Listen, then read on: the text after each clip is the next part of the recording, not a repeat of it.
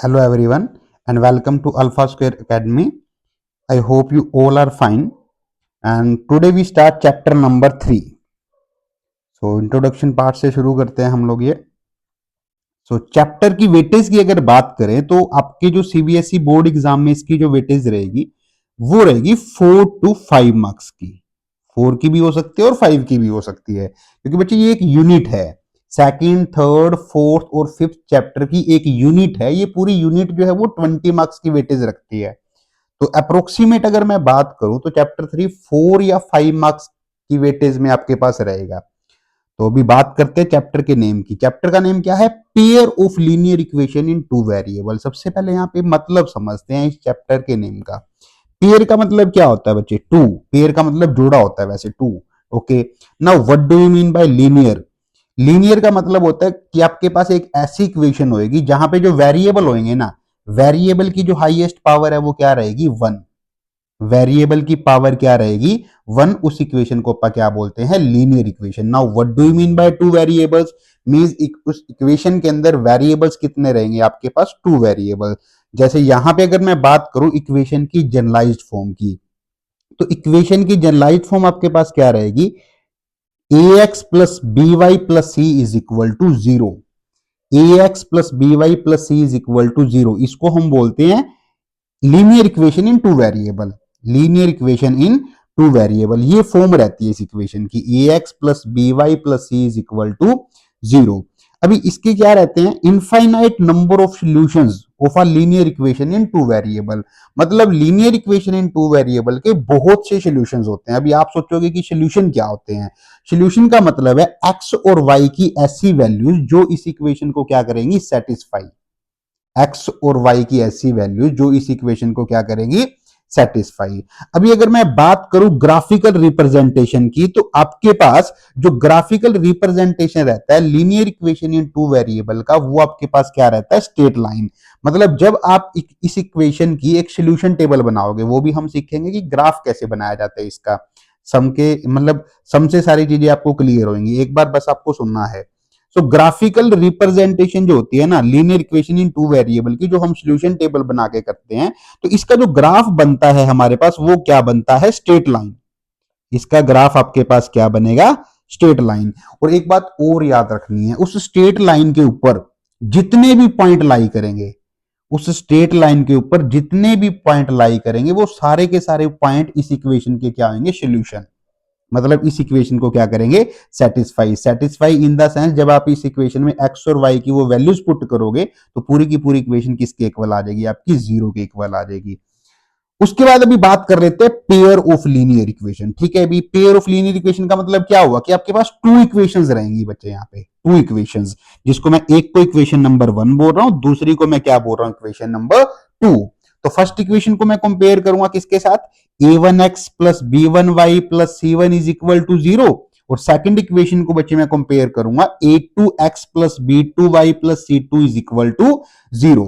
अभी इन दोनों इक्वेशंस के मेरे को सॉल्यूशन फाइंड करने होंगे. ध्यान रखना. अभी दोनों इक्वेशन के सॉल्यूशन का मतलब ये है कि दोनों इक्वेशन के कॉमन सॉल्यूशन आपको निकालने होंगे. कॉमन. दोनों इक्वेशन के कॉमन सॉल्यूशन आपको निकालने होंगे. अभी सॉल्यूशन निकालेंगे कैसे वो हम सम से क्लियर करेंगे. सॉल्यूशन फाइंड करने के 3 मेथड आपके पास रहेंगे. वो 3 मेथड कौन से हैं जो आपके सिलेबस में है? एक है बच्चे आपके पास ग्राफिकल मेथड, देन सेकंड है आपके पास सब्स्टिट्यूशन मेथड, थर्ड है आपके पास इलिमिनेशन मेथड. मैं जिसको मोस्ट इंपोर्टेंट बोल लूंगा आपके लिए. तो ये तीनों मेथड भी हम लोग डिस्कस करने वाले हैं कि क्या होता है यहाँ पे. ठीक है.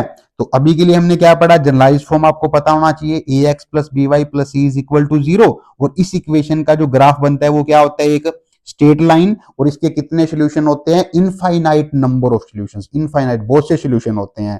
ठीक है. अभी अगर मैं पेयर की बात करूं, पेयर का मतलब है यहाँ पे भी 2 इक्वेशन होंगी. अभी यहाँ पे जो आपको जो सॉल्यूशन निकालने हैं ना, वो इन दोनों इक्वेशन के ही सॉल्यूशन होने चाहिए. ये बात भी आपको ध्यान रखनी है. ठीक है. और सॉल्यूशन फाइंड करने के 3 मेथड हमारे पास है: ग्राफिकल, सब्स्टिट्यूशन, इलिमिनेशन. ओके. तो यहां सबसे पहले मैं आपको एक सम कवर करवा रहा हूं ग्राफिकल का. ग्राफ का मैं एक सम कवर करवा रहा हूं आपको, वो ध्यान से समझना आप लोग. ठीक है. वो सम आपको ध्यान से देखना है. अभी ये सम देखो पहले, ये क्या कह रहा है. कहता है solve the equation x plus 2y is equal to 6 and 2x minus 5y is equal to 12 graphically.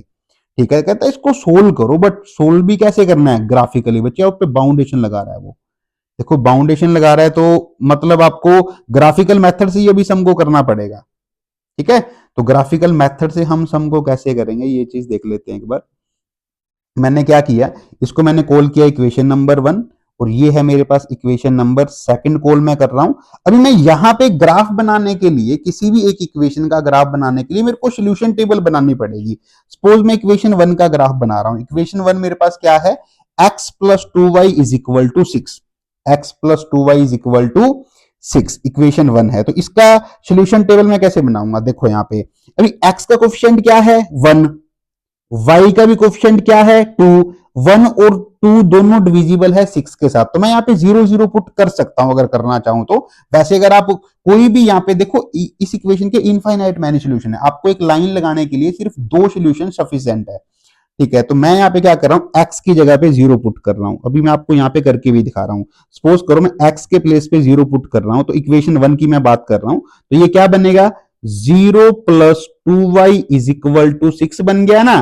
तो यहाँ पे y की वैल्यू क्या आ जाएगी, 6 बाय में 2, तो आपके पास y क्या आ जाएगा 3, y आपके पास क्या आ जाएगा 3। मींस जब आपने x को 0 पुट किया तो उसके कोरस्पोंडिंग y आपको क्या मिल रहा है 3, उसके कोरस्पोंडिंग y आपको क्या मिल रहा है 3। सेम एज इट इज अगर मैं बात करूं, तो सपोज करो इक्वेशन 1 के अंदर आप y के प्लेस पे 0 पुट कर रहे हो, y के प्लेस पे क्या पुट कर रहे हो 0, तो आपके पास क्या रहेगा, x प्लस में 2 मल्टीप्लाई 0 इज इक्वल टू 6।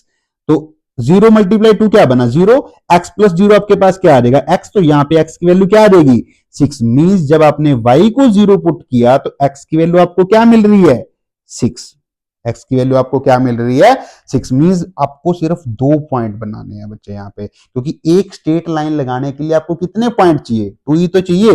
वैसे निकालने को तो आप 3 भी निकाल सकते हो, बस उसका कोई फायदा नहीं, क्योंकि वो थर्ड जो पॉइंट है उसी लाइन के ऊपर लाई करेगा। तो 2 सॉल्यूशन हमने यहाँ पे निकाल लिए। अभी सेम एज इट इज बच्चे सेकंड के भी निकालेंगे। सेकंड के निकालने के लिए हम क्या करते हैं, अभी यहां पे थोड़ा सा समझना पड़ेगा। देखो अगर आप पॉइंटों में नहीं जाना चाहते, अब डेसिमल में यहाँ पे नहीं, आप मींस प्रॉपर इंटीजर आपको चाहिए, जैसे 1 2 3 या -1 -2 चाहिए, पॉइंटों में आप नहीं जाना चाहते, तो ये आप एक बात ध्यान से सुनो। यहाँ पे ये क्या है 2x और ये क्या है 5y। तो 2 जो है वो 12 से क्या है डिविजिबल, बट 5 12 से डिविजिबल नहीं है। मींस यहाँ पे अगर मैं y की जगह पे 0 रखता हूँ, इक्वेशन सेकंड की मैं अभी बात कर रहा हूँ, y के प्लेस पे मैं क्या रख रहा हूँ 0। देखो बच्चे y के प्लेस पे जैसे ही मैंने 0 रखा, तो ये क्या बनेगा 2x प्लस में 5 multiply 0 that is equal to 12। तो आपके पास 2y इज इक्वल टू क्या आ गया 12, तो आपके पास x की वैल्यू क्या आ जाएगी 6। मींस जब आपने y को 0 पुट किया तो x की वैल्यू क्या आ जाएगी 6। ओके, बट एक बात अभी ध्यान देना बच्चे, अगर आप इस इक्वेशन में x को 0 पुट कर देते हो, x को 0 पुट किया तो क्या बनेगा 5y इज इक्वल टू 12। तो y की वैल्यू क्या आ जाएगी 12 बाय में 5, मतलब पॉइंटों में आ रही है y की वैल्यू। y की वैल्यू इस बार किस में आएगी पॉइंटों में, क्योंकि 12 बाय में 5, 12 जो है वो 5 से डिविजिबल नहीं होता, तो आपको पॉइंटों में लिखना पड़ेगा। देखो आपका क्वेश्चन गलत नहीं होएगा, आप कर सकते हो, अगर आप पॉइंटों में आना चाहते हो तो उसमें भी कोई दिक्कत नहीं है। ये नहीं है कि आपका सम वहां से गलत हो सकता है, कहीं रॉन्ग हो सकता है, वो आप देख सकते हो।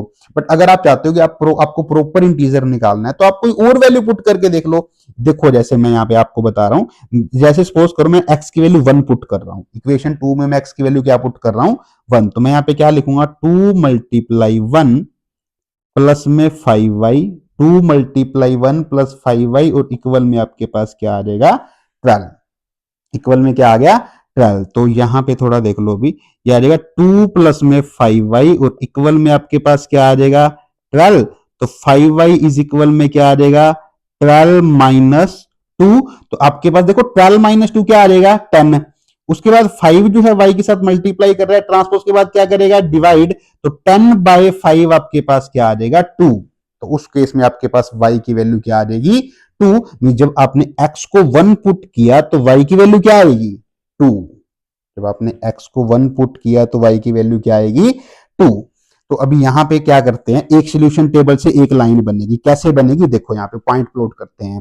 देखो x एक्सिस 0, देखो x 0 है, x 0 किस पे होता है y एक्सिस पे। तो आपका पहला पॉइंट क्या है 0 एक्स 0 है, वाई 3 है। एक्स 0 है तो पॉइंट वाई एक्सिस पे होएगा, क्योंकि वाई एक्सिस के ऊपर एक्स हमेशा क्या रहता है, 0। एक्स 0 वाई 3 का पॉइंट जो है वो यहां आपका होएगा, यहां पे ये आपका पॉइंट होएगा, ठीक है। देन आपके पास पॉइंट है 6 एंड ये पॉइंट है 6,0, पहला कोऑर्डिनेट एक्स का लिखा जाता है 6,0, मतलब वाई 0 है, वाई 0 किस पे होएगा, एक्स एक्सिस पे, और आपके पास एक्स की वैल्यू क्या है 6, तो ये पॉइंट होएगा। मतलब ये जो आपका पॉइंट है इसको मैं बोल सकता हूं 0,3, और ये जो आपका पॉइंट है ये आपके पास क्या है 6,0। इन दोनों पॉइंट को आप क्या कर दोगे, ज्वाइन कर दोगे बच्चे। इन दोनों पॉइंट को क्या करोगे, ज्वाइन करोगे, तो आपके पास एक स्ट्रेट लाइन बन जाएगी। स्ट्रेट लाइन का ग्राफ बन गया, ठीक है। अभी उसके बाद है आपके पास सेकंड का आपको ग्राफ बनाना है। सेकंड में देखो भी y 0 है, x क्या है 6, y 0 x 6। जैसे ही आपको पता लगा कि y 0 है तो पॉइंट किस पे मिलेगा, x एक्सिस पे, और x की वैल्यू क्या है 6, तो आपका यही पॉइंट होएगा भी, ये आपका एक पॉइंट होएगा, ये पॉइंट मैंने यहां पे रख दिया, ओके। उसके बाद अगर मैं बात करूं, फिर ये आपको क्या कह रहा है, फिर ये कह रहा है x तो क्या है 1, और y आपके पास क्या है 2, x1 y2, x1 y2 का मतलब है x1, देखो यहां से परपेंडिकुलर ड्रॉ करना होता है, और ये 2, मतलब ये आपका पॉइंट बनेगा, ये पॉइंट आपका क्या होएगा, x तो यहां पे क्या होएगा 1 होएगा, और y यहां पे क्या होएगा 2 होएगा। इन दोनों पॉइंट को ज्वाइन कर देते हैं, जो भी आया था, इन दोनों पॉइंट को इस टाइप से ज्वाइन किया तो ये आपका ग्राफ बन गया, इस टाइप का आपका ग्राफ बन जाएगा। और ये दोनों लाइंस जहां पे इंटरसेक्ट कर रही हैं, ये दोनों लाइंस जहां पे इंटरसेक्ट कर रही है ना, वही आपका क्या होगा सोल्यूशन। देखो दोनों लाइंस यहां पे इंटरसेक्ट कर रही है, इसका कॉमन सोल्यूशन आ रहा है एक, तो ये क्या है आपका, किस पॉइंट पे इंटरसेक्ट कर रही है, ये इंटरसेक्ट कर रही है 6,0 पे। 6,0 का मतलब है जो आपका सोल्यूशन अभी रहेगा वो आएगा x इज इक्वल टू क्या आ जाएगा 6, y इज इक्वल टू क्या आ जाएगा 0।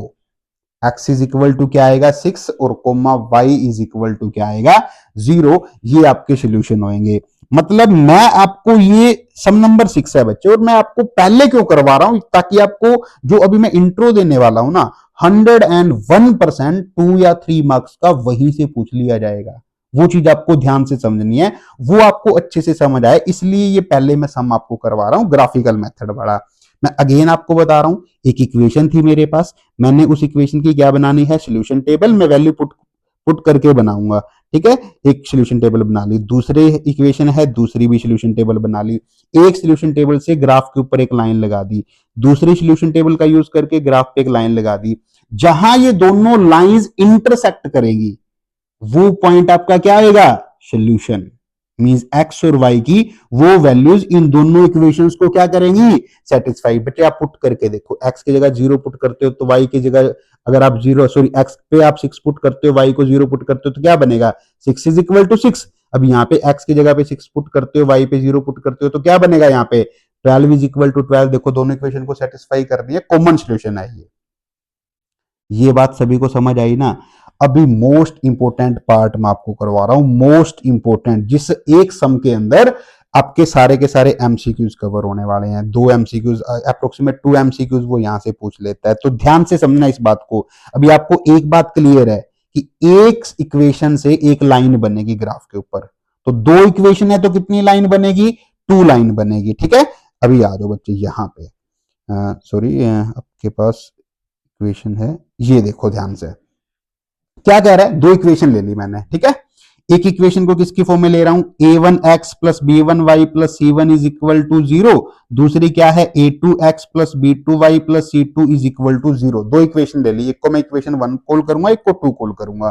फर्स्ट इक्वेशन में x का कोएफिशिएंट a1 है, y का b1 है, कांस्टेंट टर्म c1 है। सेकंड में x का कोएफिशिएंट a2 है, y का b2 है, और कांस्टेंट टर्म क्या है c2। बच्चे फर्स्ट कंडीशन की मैं बात करता हूं, सपोज करो आपने रेशो निकालना है a1 by a2, b1 by b2 और c1 बाय c2 का।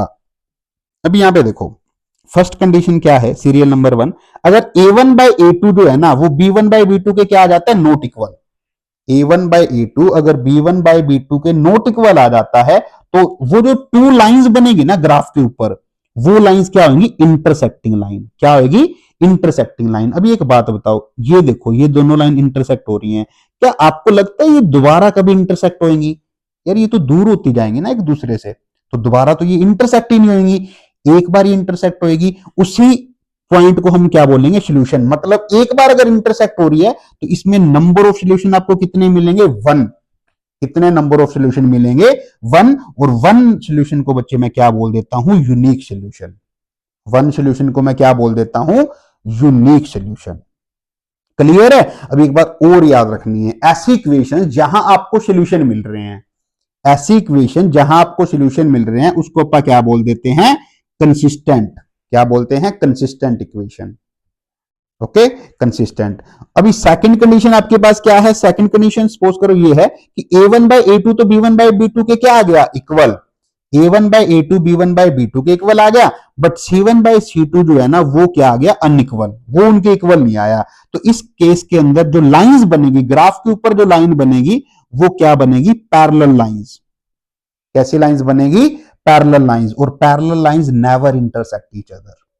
पैरेलल लाइन एक दूसरे को इंटरसेक्ट ही नहीं करती। अब एक बात बताओ, अगर लाइन एक दूसरे को इंटरसेक्ट ही नहीं करती तो मेरे को सोल्यूशन कहां मिलेंगे, जहां लाइन इंटरसेक्ट करती है। बट लाइन तो इंटरसेक्ट ही नहीं कर रही, तो कितने सोल्यूशन मिलेंगे, no solution. There are no solution. भाई यहां पे कोई भी सोल्यूशन नहीं है। मींस एक्स और वाई की ऐसी कोई भी वैल्यू नहीं होगी जो उन इक्वेशन को क्या करे, सेटिस्फाई करे। कोई कॉमन वैल्यू नहीं होगी। क्लियर है ना। और ऐसी इक्वेशंस जिसके सॉल्यूशन नहीं होते मेरे पास, उसको अपन क्या बोलते हैं, इनकंसिस्टेंट। क्या बोलेंगे, इनकंसिस्टेंट। इसके बाद एमसीक्यूज करवाऊंगा मैं, इसी के बेस्ड होंगे एमसीक्यूज, तो ये चीज ध्यान से समझ लो आप लोग। उसके बाद मेरे पास थर्ड कंडीशन आती है, सपोज करो a1/a2 b1/b2 और c1/c2 तीनों का रेशो क्या आ गया, इक्वल। तीनों का रेशो अगर इक्वल आया तो इसको क्या बोलते हैं, को इंसिडेंट लाइंस। को इंसिडेंट लाइंस का मतलब है कि इसकी ग्राफ पे जो लाइन बनेगी ना, वो लाइन के ऊपर लाइन आएगी, उसी लाइन के ऊपर ही लाइन आएगी, उसी लाइन के ऊपर। तो लाइन के ऊपर अगर लाइन आ रही है तो कितने पॉइंट पे टच कर रही है वो, इनफाइनाइट। भाई हर एक पॉइंट पे टच कर रही है। अगर infinite number of lines, number of point पे वो टच कर रही है तो उसके कितने सोल्यूशन होंगे, इनफाइनाइट मैनी सोल्यूशंस। बहुत से सोल्यूशन उसके होंगे। बच्चे सोल्यूशन अगर है तो उसको अपन क्या बोलेंगे, कंसिस्टेंट। क्या बोलेंगे, कंसिस्टेंट। ये बात आपको ध्यान रखनी है। ओके, अभी यहां पे कई बात, एक बात और याद रखनी है, इसको अपन बोलते हैं इंडिपेंडेंट कंसिस्टेंट। इंडिपेंडेंट कंसिस्टेंट कई बार वैसे पूछ लेता है, इंडिपेंडेंट कंसिस्टेंट। और ये आपका क्या होता है, डिपेंडेंट कंसिस्टेंट। ये आपका क्या होगा, डिपेंडेंट कंसिस्टेंट। थोड़ा देख लेना, कई बार बहुत कम चांस है वैसे। आपका जो यूनिक सोल्यूशन होता है वो होता है इंडिपेंडेंट कंसिस्टेंट, और आपका जो मैनी सोल्यूशन वाला केस है वो क्या होता है, डिपेंडेंट कंसिस्टेंट। मोस्ट इंपोर्टेंट है एमसीक्यूज के हिसाब से। क्लियर है ना, किसी को डाउट नहीं होना चाहिए इस सम के अंदर। सम क्या, इस इंट्रो के अंदर मोस्ट इंपोर्टेंट पार्ट है, मोस्ट इंपोर्टेंट। क्लियर है ना। उसके बाद हम बात करते हैं एमसीक्यू, जो इसी के बेस्ड वो पूछ सकता है। आओ now come to the first question. First question आपके पास क्या है, फर्स्ट क्वेश्चन है आपके पास, the pair of lines, the pair of lines represent by the linear equation 3x plus 2y is equal to 7 and 4x plus 8y minus 11 is equal to 0। कहता बताओ किस टाइप की लाइन जो है वो रिप्रेजेंट करेंगी। रेशो निकालना है, बस बात खत्म है यहाँ पे। तो देखो, एक ही इसको इक्वेशन नंबर 1 कॉल कर रहा हूं, इसको इक्वेशन नंबर क्या कॉल कर रहा हूं, 2। फर्स्ट इक्वेशन आपको क्या देगा, a1 b1 c1। मैं एक बार फर्स्ट सम आपको कंप्लीट करके दिखा रहा हूं। a1 क्या होगा, x का कोफिशिएंट कितना है, 3।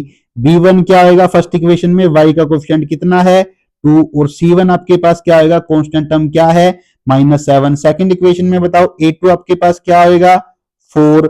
देन आपके पास b2 क्या होगा, 8। और c2 आपके पास क्या होगा, जो कांस्टेंट टर्म क्या होगा आपके पास, -11। क्या रहेगा आपके पास, -11। हाँ, एक बात मैं आपको यहां पे बताना भूल गया, तो थोड़ा ध्यान दो।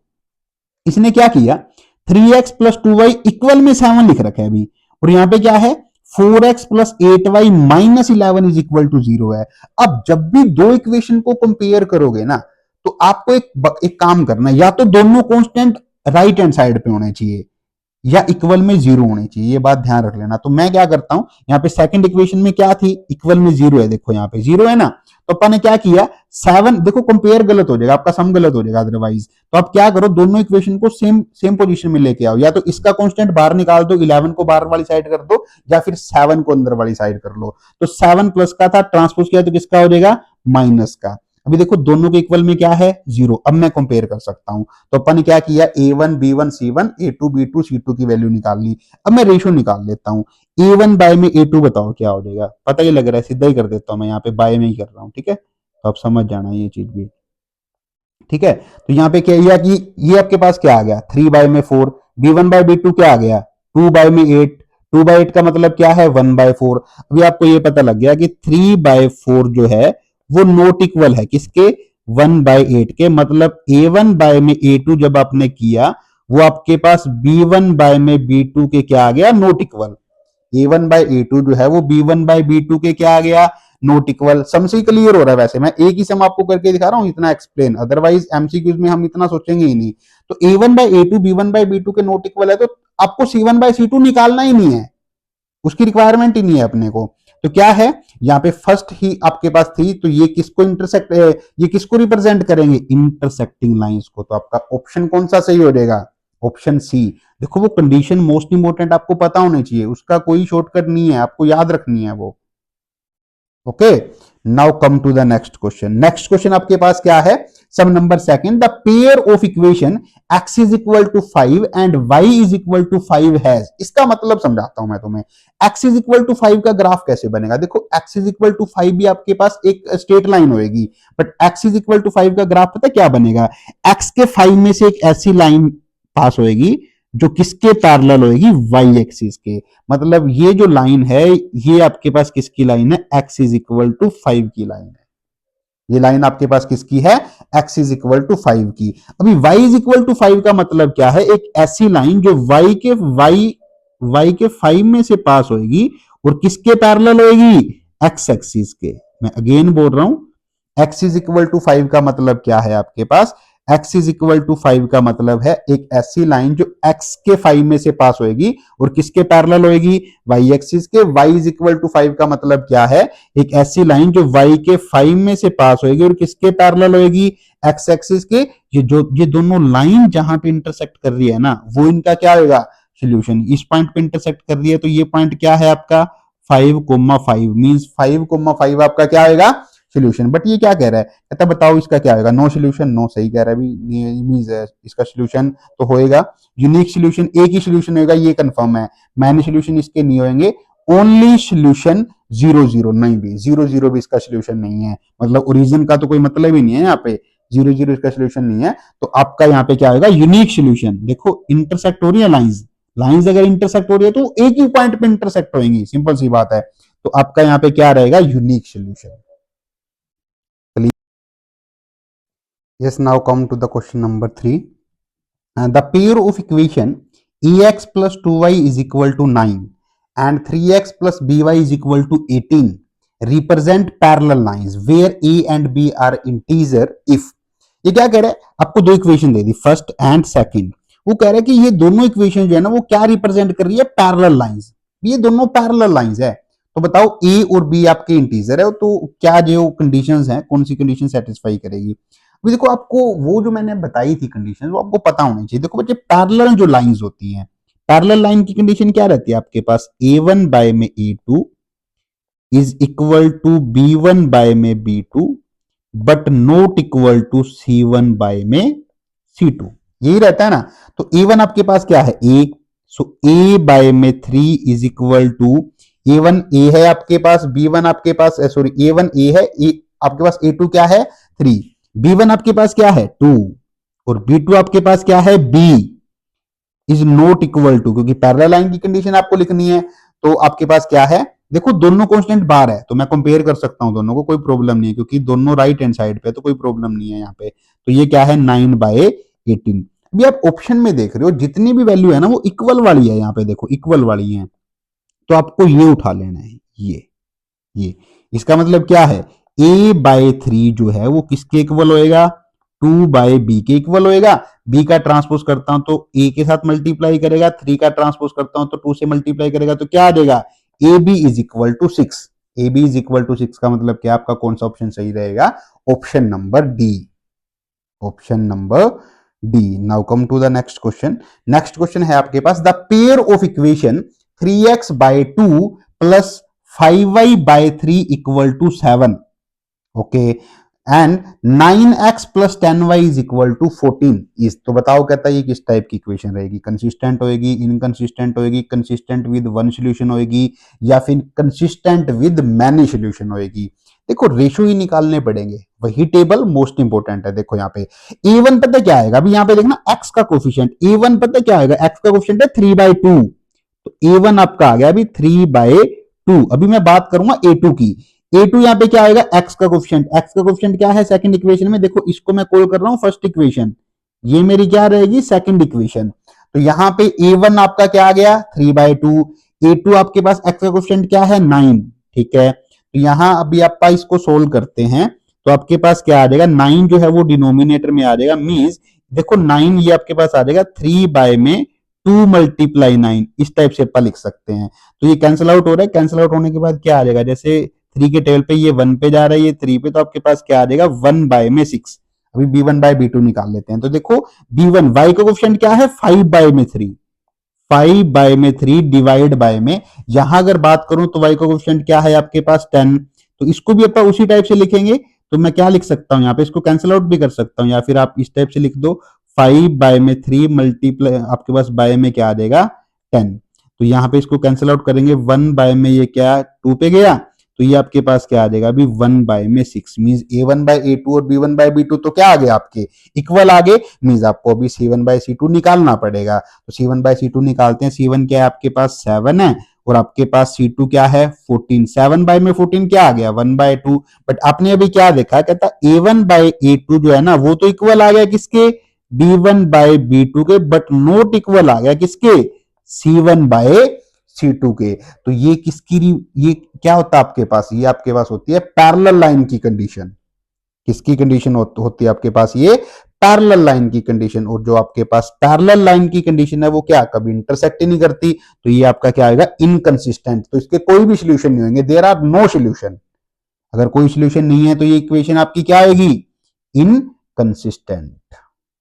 क्लियर है ना। Now come to the next question. Next question आपके पास क्या है, सम नंबर 5 की मैं बात करूंगा। If the pair of equation 3x minus Y plus 8 is equal to 0 and 6x minus ky plus 16 is equal to 0 represent coincident lines, then the value of k is, कहता है ये दोनों equation जो है ना वो कोइंसिडेंट लाइंस को represent कर रही है। देखो कोइंसिडेंट लाइंस को रिप्रेजेंट कर रही है, तो ये कंडीशन आपके पास होती है a1 by a2 equal to b1 by b2 equal to c1 by c2। तो कहता बताओ k की वैल्यू क्या आएगी, देख लेते हैं। अभी a1 क्या है 3, a2 क्या है 6 इज इक्वल टू b1 क्या है -1, देखो यहाँ पे y का कोफिशिएंट क्या है -1, ध्यान रखना यहाँ पे। तो उसके बाद यहाँ पे y का कोफिशिएंट क्या है -k, ठीक है भी -k is equal to c1 क्या है 8 और यहाँ क्या है 16, तो ये आपके पास क्या आ जाएगा, ये आ गया 1/2, यहाँ पे मैं क्या कर सकता हूँ माइनस से माइनस कैंसिल आउट किया तो आपके पास क्या आ जाएगा 1/k, जब आप क्रॉस मल्टीप्लाई करोगे तो k तो 1 से मल्टीप्लाई करेगा, 2 किससे करेगा 1 से, तो क्या आ जाएगा k इज इक्वल टू 2, तो आपके पास k की वैल्यू क्या आ जाएगी 2। इस टाइप के सम भी आपके मोस्ट इंपोर्टेंट रहने वाले हैं, मतलब बात वही है, वो 4 कंडीशंस अगर आपको पता है तो एमसीक्यूज बच्चे आप निकाल दोगे, ये बात कंफर्म है। 2 एमसीक्यूज अप्रोक्सीमेट पूछ लिए जाते हैं इस चैप्टर में से। क्लियर है। Now come to the next question. 6 अप्पा ने कर लिया था यहाँ पे, अभी आ जाओ 7 पे। 7 आपके पास क्या है, solve the following pair of linear equation, इन दोनों इक्वेशन को सोल्व करना है। ठीक है, देखो मैंने आपको ग्राफिकल मेथड समझा दिया, अभी मैं आपको समझा रहा हूं इलिमिनेशन मेथड। इलिमिनेशन मेथड तो ध्यान से समझना, यहाँ पे लिख भी रहा हूं, मोस्ट इंपोर्टेंट मेथड है ये, मोस्ट इंपोर्टेंट। तो एक बार मैं आपको कंप्लीट अच्छे से बता रहा हूं, आप समझ जाना बच्चे कैसे करना है, उसके बाद मैं शायद इतना डिटेल में नहीं जाऊंगा बाद में। देखो यहाँ पे इलिमिनेशन मेथड कब यूज होता है, इलिमिनेशन मेथड तब यूज होगा जब किसी एक वेरिएबल के कोफिशिएंट क्या हो इक्वल, किसी एक वेरिएबल के कोफिशिएंट हमें क्या करने पड़ेंगे इक्वल। अभी यहां अगर मैं देखो यहाँ पे x का कोफिशिएंट क्या है 7, यहाँ क्या है 8, इक्वल नहीं है अभी। ठीक है, यहां देखो y का कोफिशिएंट क्या है 2 और यहां क्या है 7, ये भी इक्वल नहीं है। ठीक है, और अभी आपको पहला काम ही ये करना है कि एक वेरिएबल के कोफिशिएंट को क्या बनाना है इक्वल। अभी एक बात यहां पे है 7 और 8 जो है ना, कोई भी ऐसा नंबर नहीं है कि एक इक्वेशन को मल्टीप्लाई करने से, जैसे 7 को किसी नंबर से मल्टीप्लाई करूं तो 8 बन जाए, हो ही नहीं सकता, या फिर 8 को किसी नंबर से मल्टीप्लाई करूं तो 7 बन जाए, ये भी नहीं हो सकता। देखो 2 को किसी नंबर से मल्टीप्लाई करके 7 भी नहीं बना सकता, और 7 को किसी नंबर से मल्टीप्लाई करके 2 भी नहीं बना सकता। मतलब इसका मतलब ये क्लियर हो जाता है कि आपको इन दोनों इक्वेशनों को मल्टीप्लाई करना पड़ेगा। ये बात आपको ध्यान रखनी है। ठीक है, अभी आप मेरे को ये बताओ कि आप किस वेरिएबल के कोफिशिएंट इक्वल करना चाहते हो। ये मैं मान के चलता हूं कि आप चाहते हो यहां पे x के कोफिशिएंट इक्वल करना चाहते हो, सपोज करो। ठीक है, तो x के कोफिशिएंट इक्वल करना चाहते हो तो आप इक्वेशन 1 को मल्टीप्लाई करोगे 8 के साथ, सेकंड इक्वेशन के x के कोफिशिएंट के साथ, इक्वेशन 1 को 8 से मल्टीप्लाई करोगे और इक्वेशन 2 को किससे करोगे 7 से। ठीक है, तो मैं यहां पे लिख भी रहा हूं, मैं यहां पे लिख रहा हूं multiply equation 1 by 8 and 2 by 7। Clear है ना, मैं इक्वेशन 1 को 8 से मल्टीप्लाई करूंगा और इक्वेशन 2 को किससे मल्टीप्लाई करूंगा 7 से मल्टीप्लाई करूंगा। इक्वेशन को मल्टीप्लाई करने का मतलब है हर एक नंबर मल्टीप्लाई करेगा, अभी हर एक टर्म मल्टीप्लाई करेगी। अभी इक्वेशन 1 को 8 से कर रहा हूं तो 8 से मल्टीप्लाई करूंगा, तो देखना अभी इक्वेशन 1 को पूरे 8 से मल्टीप्लाई कर दो, तो यहां पे क्या आ जाएगा 56x माइनस क्या आ जाएगा 8 से मल्टीप्लाई करूंगा तो क्या आ जाएगा माइनस का 16y इक्वल 5 को 8 से करूंगा तो क्या आ जाएगा 40, और इसको मैं कॉल कर देता हूं इक्वेशन नंबर 3, इक्वेशन नंबर 3। अब इक्वेशन 2 को किससे करूंगा 7 से, 8 को 7 से करूंगा तो क्या आ जाएगा 56x, फिर आपके पास प्लस है, फिर क्या करेंगे 7 को 7 से करूंगा तो क्या आ जाएगा 49y, और इक्वल में अगर मैं बात करूं तो अभी आप क्या करोगे इक्वेशन 2 को 7 से मल्टीप्लाई कर रहे हो तो 15 को 7 से मल्टीप्लाई करेंगे तो क्या आ जाएगा 105। इसको मैं क्या कॉल कर रहा हूं इक्वेशन नंबर 4, मोस्ट इंपोर्टेंट। देखो ऐसा करने से क्या हुआ, आपके x के कोफिशिएंट क्या हो चुके सेम, x के कोफिशिएंट क्या हो चुके सेम। देखो अगर आपके x के कोफिशिएंट सेम है, देखो अगर आपको y के करने होते सपोज करो तो आप क्या करते इक्वेशन 1 को 7 से मल्टीप्लाई करते और इक्वेशन 2 को किससे करते 2 से मल्टीप्लाई करते। तो ऐसा करने से क्या होता आपके y के कोफिशिएंट क्या हो जाते सेम, बट मैंने x के किए हैं तो x के कोफिशिएंट क्या हो चुके सेम। पहला काम तो है आपको किसी एक वेरिएबल के कोफिशिएंट सेम करना है, जो हम कर चुके। उसके बाद आपको ये देखना है कि उन कोफिशिएंट का जो साइन है वो सेम है या अपोजिट है। जैसे ये देखो ये भी प्लस का 56 है, ये भी क्या है आपके पास प्लस का 56, दोनों के साइन क्या है सेम। देखो अगर दोनों के साइन सेम है तो आपको इक्वेशन क्या करनी है सब्ट्रैक्ट, अगर दोनों के साइन अपोजिट है तो इक्वेशन क्या करनी है ऐड। ध्यान दो मेरी बात, अगर पहली बात उसके जो कोफिशिएंट है किसी एक वेरिएबल के सेम कर दिए, फिर आपको क्या करना है उन कोफिशिएंट के साइन देखने हैं। अगर दोनों के साइन सेम है तो क्या करेंगे सब्ट्रैक्ट, अगर दोनों के अपोजिट है मतलब एक प्लस का है एक माइनस का है तो क्या करेंगे ऐड। तो इस कंडीशन में क्या करना पड़ेगा सब्ट्रैक्ट, क्या करेंगे सब्ट्रैक्ट। तो बच्चे सब्ट्रैक्ट कैसे करेंगे तो साइन क्या हो जाएंगे चेंज। ध्यान देना जब सब्ट्रैक्ट करोगे तो साइन क्या हो जाएंगे चेंज, नीचे वाले इक्वेशन के साइन चेंज हो जाएंगे। 56 प्लस का था किसका हो जाएगा माइनस का, 49y प्लस का था किसका हो जाएगा माइनस का, 105 प्लस का था किसका हो जाएगा माइनस का। तो 156x एक प्लस का है 156x माइनस का है तो ये क्या हो जाएगा कैंसिल आउट। अब ये देखो माइनस 16y माइनस 49y तो ये क्या हो जाएगा माइनस 65y, ये आपके पास क्या आ जाएगा माइनस का 65y। क्लियर है ना। उसके बाद देखो 40 में से माइनस करूंगा 105, 40 माइनस 105, तो देखो 105 बड़ा है और ये नेगेटिव है तो नंबर की आपका जो आंसर है वो क्या आएगा माइनस 105 में से जब आप 40 को माइनस करोगे तो आपके पास क्या आ जाएगा 65, ये आपके पास क्या रहेगा 65। हम क्या करते हैं देखो ये भी नेगेटिव है ये भी नेगेटिव है, माइनस से माइनस क्या किया कैंसिल आउट। तो y की जो वैल्यू है वो y 65 मल्टीप्लाई कर रहा है, ट्रांसपोज करूंगा क्या करेगा डिवाइड, तो y की वैल्यू क्या आ जाएगी 1, एक वेरिएबल की वैल्यू आ गई। अब इस वैल्यू को किसी भी इक्वेशन में पुट कर दो जिसमें भी आपका मन करे, फर्स्ट में, सेकंड में, थर्ड में, फोर्थ में, जो भी मन करे। मैं फर्स्ट में पुट कर रहा हूं, मैं लिख देता हूं put in equation 1, put in equation 1, y की जगह पे 1 पुट कर देते हैं। तो क्या है equation, 7x minus 2 multiply y है ना, तो y के प्लेस पे 1 पुट करेंगे तो इक्वल में आपके पास क्या रहेगा 5, तो ये आ जाएगा 7x minus 2 is equal to 5। तो आपके पास आ जाएगा 7x इज इक्वल टू 2 का ट्रांसपोज करेंगे, किसका हो जाएगा ट्रांसपोज के बाद प्लस का, तो 7x इज इक्वल टू 7। तो यहां से आपके पास x की वैल्यू क्या आ जाएगी, देखो x के साथ 7 क्या कर रहा है मल्टीप्लाई, ट्रांसपोज करोगे क्या करेगा डिवाइड, 7/7 x की वैल्यू भी 1 आ जाएगी और y की वैल्यू भी क्या आ जाएगी 1, और ये दोनों ही आपके क्या होंगे सॉल्यूशन। ये होता है आपका एलिमिनेशन मेथड। देखो अगर किसी एक इक्वेशन को मल्टीप्लाई करने से अगर बात बन रही है ना, तो आप एक को भी कर सकते हो, कोई दिक्कत नहीं है, ठीक है। बट मेरे को दोनों इक्वेशनों को करना पड़ा, तो मैंने दोनों इक्वेशनों को यहाँ पे मल्टीप्लाई करके एलिमिनेशन मेथड से ये सम कर दिया, ठीक। Now come to question number 8।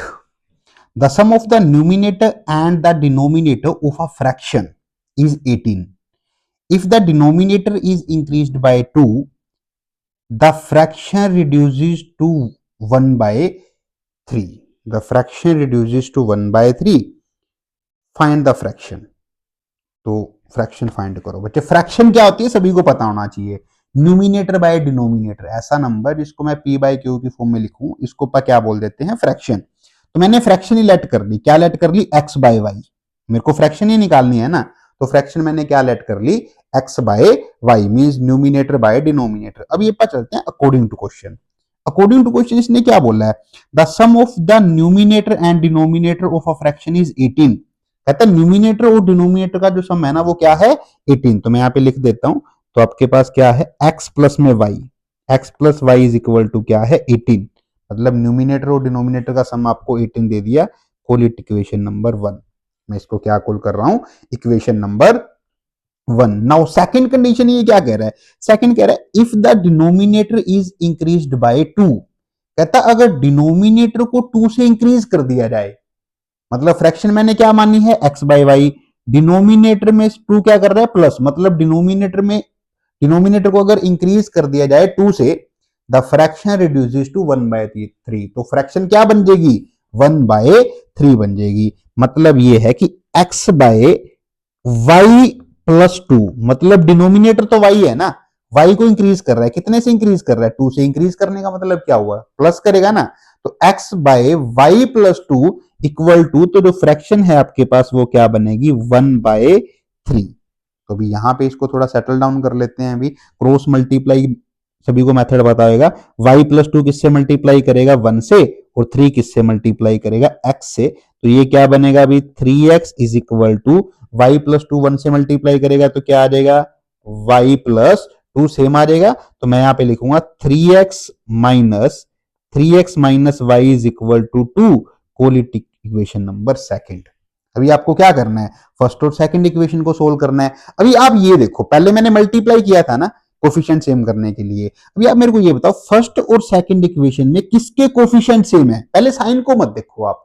अब ये देखो कोफिशिएंट किसके सेम है, x का कोफिशिएंट 1 है, यहाँ पे x का क्या है 3, सेम नहीं है। y का कोफिशिएंट क्या है 1, यहाँ पे भी y का कोफिशिएंट क्या है -1 बोल सकता हूं मैं यहाँ पे, ठीक है। तो देखो 1 1 है, दोनों सेम, कोफिशिएंट क्या है सेम, बट दोनों के साइन क्या है अपोजिट। एक क्या है प्लस का 1, दूसरा क्या है माइनस का 1। साइन क्या है अपोजिट, अगर अपोजिट साइन है तो हम दोनों इक्वेशनों को क्या करेंगे ऐड। यहां पे लिख दो ऐड 1 एंड 2, ऐड 1 एंड 2, दोनों इक्वेशनों को ऐड करेंगे। कैसे करेंगे, x plus Y is equal to 18 and उसके बाद आपके पास आएगा 3x minus Y is equal to 2। देखो इक्वेशनों को जब ऐड कर रहे हैं ना तो किसी भी टाइप का कोई साइन चेंज नहीं होगा, ये ध्यान रखना है। सब्ट्रैक्ट करोगे तभी नीचे वाले इक्वेशन के साइन चेंज होंगे, अदरवाइज जब आप ऐड कर रहे हो तो कोई साइन चेंज नहीं होगा। तो y से y क्या हो जाएगा cancel out. Now x plus 3x आपके पास क्या रहेगा 4x is equal to 18 plus 2 आपके पास क्या आएगा 20। तो x की वैल्यू क्या आ जाएगी 420 के साथ डिवाइड करेगा तो आपके पास x की वैल्यू क्या आ जाएगी 5। x की वैल्यू जो 5 आई है किसी भी इक्वेशन में पुट कर दो बच्चे। मैं पुट कर रहा हूं 1 के अंदर, वन इक्वेशन में पुट करूंगा तो वन इक्वेशन क्या है, x plus Y is equal to 18, तो x के प्लेस पे 5 पुट कर दो, so 5 plus Y is equal to 18, तो आपके पास y की वैल्यू क्या आ जाएगी, 18 माइनस 5, तो y आपके पास क्या आ जाएगा 13, y क्या आ जाएगा 13। तो जो फ्रैक्शन आपने लेट की थी, तो आपके पास फ्रैक्शन आपने क्या लेट की थी, x बाय वाई, तो x की वैल्यू क्या आई है 5 बाय में y की वैल्यू क्या आई है 13, तो आपके पास फ्रैक्शन क्या आएगी 5/13। क्लियर है? तो इस टाइप के आपके स्टेटमेंट बेस्ड भी सम आ सकते हैं, जिसको आप वर्ड प्रॉब्लम बोलते हैं बच्चे। वर्ड प्रॉब्लम भी आपकी यहां से आ सकती है 3 मार्क्स में, आपको ध्यान रखना है। वर्ड प्रॉब्लम का मतलब ये है आपको स्टेटमेंट समझनी है अच्छे से, वर्ड प्रॉब्लम क्या ये बोल रहा है उसके हिसाब से आपको 2 इक्वेशन बिल्ड करनी है, 2 इक्वेशन आपको बनानी है। 2 इक्वेशन बना के आप अकॉर्डिंग टू क्वेश्चन अगर 2 इक्वेशन बना पाते हो सही से, देन वही है इक्वेशन को सोल्व करना है, एलिमिनेशन मेथड से आप सोल्व कर सकते हो। क्लियर है ना? Now come to the next question. Next question अभी ध्यान से समझना, ये क्वेश्चन मैं 2 पीपल के हिसाब से करवा रहा हूं, बट ये कार की स्पीड को लेके भी आ सकता है। फॉर्मेट जो है वो बिल्कुल सेम रहेगा, आपको ध्यान से समझना है। यहाँ पे क्या कह रहा है, 2 people are 16 kilometre apart on a state road. ठीक है, अभी एक सीधा रोड है और उन दोनों के बीच में एक को मैं मार रहा हूं ए, एक को मैं मार रहा हूं क्या है बी। ए और बी के बीच में कितने का डिस्टेंस है, 16 किलोमीटर, 16 किलोमीटर का डिस्टेंस है। They start walking at the same time, same time सेम टाइम पे वॉक करना स्टार्ट किया। If they walk together each other, अगर वो एक दूसरे के each other together each other with different speed, they will meet in 2 hours, तो वो 2 घंटे में मिल जाते हैं अभी। ठीक है, देन उसके बाद क्या कह रहा है, had they walk in the same direction with same speed as before. कहता है पहले जो स्पीड थी ना उसी स्पीड से भी चल रहे हैं, बट इस बार ये सेम डायरेक्शन में चल रहे हैं, सेम डायरेक्शन में ये वॉक कर रहे हैं। They have met in 8 hours, तो वो 8 घंटे में मिलते हैं अभी, 8 घंटे लगते हैं उनको मिलने में। फाइंड देयर वॉकिंग स्पीड, तो ध्यान से समझना, अभी वॉकिंग स्पीड वो आपसे फाइंड करवा रहा है। तो मैं मान के चल रहा हूं कि ए की जो वॉकिंग स्पीड है वो क्या है, x किलोमीटर पर आवर। क्या मान के चल रहा हूं, x किलोमीटर पर आवर। देखो आपको जो फाइंड करने के लिए बोला जाए ना, आप वो लेट कर लो बस। यहाँ पे क्या कह रहा है, फाइंड देयर वॉकिंग स्पीड, दोनों की वॉकिंग स्पीड फाइंड करो। तो मैंने लेट स्पीड ऑफ ए, मैं 2 पीपल लेके चल रहा हूं, एक को ए मान के चल रहा हूं और एक को क्या मान के चल रहा हूं, B. Let speed of A that is equal to x kilometre per hour and let speed of B that is equal to y kilometre per hour. क्योंकि मेरे को दोनों की स्पीड में कोई रिलेशन नहीं दिया हुआ, तो मैं 2 अलग अलग वेरिएबल यहाँ पे असाइन करने वाला हूं। अभी आपको ये चीज ध्यान से समझनी है, ये रिलेटिव स्पीड क्या है। Relative speed when walk together each other, towards each other, sorry towards each other का मतलब समझो। तो इसकी स्पीड क्या है x, टुवर्ड का मतलब है ये इस साइड आ रहा है और ये भी इस साइड आ रहा है, ये इसकी साइड आ रहा है और ये मतलब एक दूसरे के टुवर्ड्स, एक दूसरे के पास आ रहे हैं दोनों। ठीक है, तो इस कंडीशन में देखो ए की स्पीड अगर x है, बी की स्पीड y है, तो अभी आप एक बात सोच के बताओ मेरे को, दोनों किस स्पीड से पास आ रहे होंगे, x प्लस वाई से आ रहे होंगे, यानी यस और नो, दोनों एक दूसरे के पास किस स्पीड से आ रहे होंगे, x प्लस वाई से। तो relative speed when walk toward each other, तो आपके पास ये स्पीड क्या रहेगी, x plus y kilometre per hour. ठीक है, बट अभी अगर मैं बात करूं सेम डायरेक्शन की, सेम डायरेक्शन का मतलब है कि भाई बी भी इसी डायरेक्शन में चल रहा है और ए भी इसी डायरेक्शन में चल रहा है। तो पहली बात ध्यान दो, अगर बी भी इस डायरेक्शन में चल रहा है और ए भी इस डायरेक्शन में चल रहा है, तो इन दोनों के बीच में डिस्टेंस कितने का है, 16 किलोमीटर का। और जब ये एक दूसरे से मिलेंगे तो कितने किलोमीटर का डिस्टेंस कवर कर चुके होंगे, ये 16 किलोमीटर का डिस्टेंस कवर कर चुके होंगे, बिटवीन एक दूसरे का गैप कवर कर चुके होंगे। तो देखो ये कब मिल सकते हैं, देखो अगर ये x की स्पीड, x अगर y से ग्रेटर होएगा, y की मैंने क्या मानी है b, x की क्या है a, अगर x की स्पीड a वाले की स्पीड y वाले से ज्यादा होगी तभी ये मिल पाएंगे, सिंपल सी बात है। तो आप यहाँ पे लिख भी सकते हो, मैं यहाँ पे मेंशन कर रहा हूँ x जो है मैं किसको लेके चल रहा हूँ, x is greater than y लेके चल रहा हूँ। क्या लेके चल रहा हूँ, x is greater than y, तभी तो a जो है वो बी को अप्रोच कर पाएगा, इससे मिल पाएगा, इसकी स्पीड अगर ज्यादा होगी तो।